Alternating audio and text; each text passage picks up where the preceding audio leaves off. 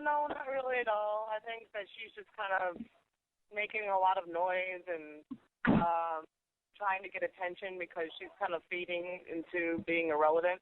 She hasn't had a recorded win in around, 2 years or something like that. And so she needs to have people going on TV and making a big fuss so people would even remember her name. And to be honest, I have a lot of options ahead of me. I have a lot of girls that I could fight.